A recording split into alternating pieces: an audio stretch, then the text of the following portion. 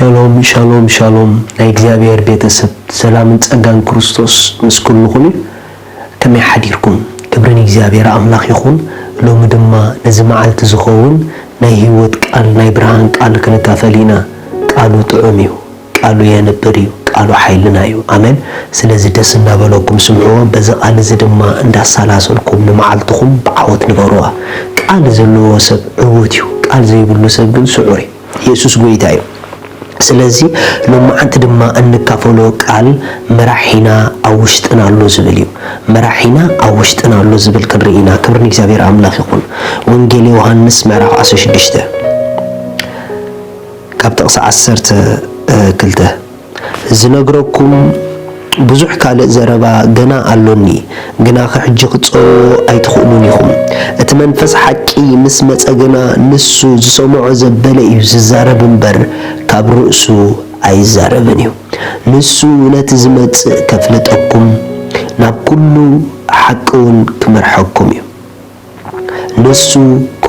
ንሱ ካባይ ክወስድን ክነግረኩምን እሞ ንዓይ ከኽብረኒ እዩ እቲ ናይ አቦ ዘበለ ኩሉ ናተይ እዩ ስለዚኤ ካባይ ክወሲዱ ክነግረኩም እዩ ዝበልኩም ክብሪ እግዚአብሔር አምላኽ ይኹን ጎይታና ኢየሱስ ክርስቶስ ሓደ ተስፋ አቲልና ኸይዱ እቲ ተስፋና ድማ ብዕርገቱ ፈጺሞ እቲ ዝሃበና ተስፋ ድማ ናይ መንፈስ ቅዱስ ተስፋ እዩ ነይሩ በይንኹም ኣይክትኮኑን ኢኹም መራሒ ክልእኸልኩም ኢልና ምኽንያቱ ከም ፍቓዱ ከም ሓሳቡ ከም ትሱ ዝመደቦ መደብ ከምኡ ዘንብር መንፈሱ ጥራሕ ስለ ዝኾነ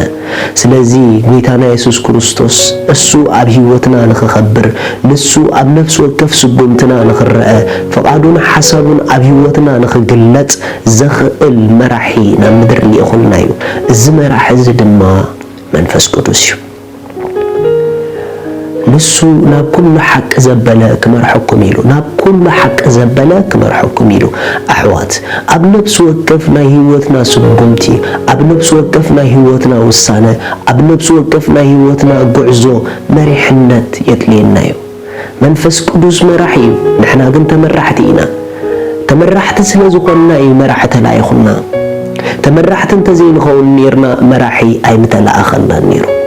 ኢየሱስ ክርስቶስ መራሒ ዝለኣኸልና ግን ንሕና ተመራሕቲ ስለ ዝኾንና ኢና ሎሚ ርግፀኛ ኮይነ ክነግረኩም ብዘይ መሪሕነቱ ኣብ ምንም ኣይትበጽሑን ኢኹም ህያው ኣምላኽ ምስክረይ ንርእሰይ ምሳኹም ሓዊሰ ንመሪሕነቱ ዘለና ሃንቀውታ ንመሪሕነቱ ዘለና ጽምዓት ንመሪሕነቱ ዘለና ምጽባይ ኣብ ህይወትና ሲሪየስ ብዝኾነ መንገዲ እንድሕር ደይሒዝናዮ ብዙሕ ፌል ክንገብር ኢና ምኽንያቱ ኣብ ህይወት ኣገደስቲ ዝኾኑ ዓንድታት ጎደናታት ኣለዉ ክንጥንቀቐሎም ዝግበአና ውሳኔታት ኣለዉ ገለገለ ኣብ ህይወትና ንውስኖም ውሳኔ ንነዊሕ ጥፍኣት ሒዞምና ክኾኑ ይኽእሉ እዮም ብዙሕ ነገር ከበላሽውልና ይኽእሉ እዮም ስለዚ ኣብ ነፍሲ ወከፍ ስጉምትና ሓቂ ኣብ ዝኾነ ነገር ክንረግጽ ኣለና ሓቂ ማለት ኣሕዋት እትውስንዎ ውሳነ እንውስኖ ውሳነ እንገብሮ ነገር ኩሉ ከም ትሱ ዝበሎ እንተ ደኣ ኮይኑ ጥራሕ እዩ ሓቂ ዝበሃል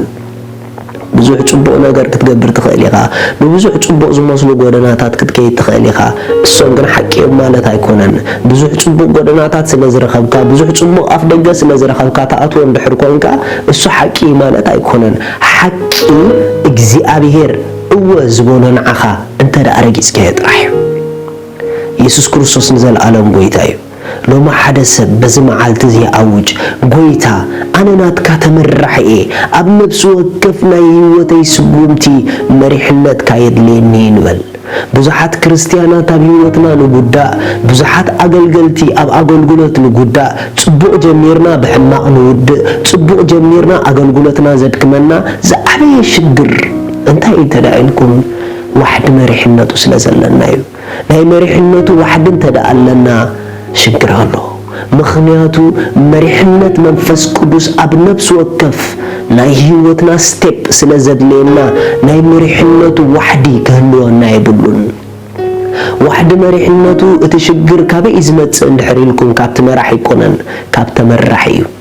ተመራሒ ናይ ምስማዕ ዓቕሙ ተደኣ ዘሕቲሉ ተመራሒ ገጹ ናይ ምግላይ ዓቕሙ ድሕር ኣጉዲሉ ሽዑኡ ንመሪሕነት ትልዑል ክንስኡኖ ንጅምር ስለዚኦም ብዙሓት ኣብ ህይወትና ፍረ እንስእን ሳምታይምስ ዘይፍርያማ ጉያ ንጎይ ንምንታይ ተተባሃለ ጉያና ብመሪሕነት ይኮነን እያ ኣሕዋት ስምዒትና ከይመርሐና ንጠንቀቕ ሰባት ከይመርሑና ንጠንቀቕ በኣፍ ሰብ ከይትምርሑ ተጠንቀቑ ንህይወትኩም بدمت تلو ترحكت مرحوا خمزلكم أمنو حكي أوشتي زلو أوشت أدما منفس قدسي زلو سلزي ناي نفس وقف ناي بعزونا ستيب وشتنا زمسكرلو منفس قدس أوكي زولو خونا لو مخنياتو أمري حنتو عوضالو داويت نحرا وقع ريكم مو جغنا ناي وقع سبينير داويت أم نفس وقف وقع دما بعوز وطس زنبرا سبيو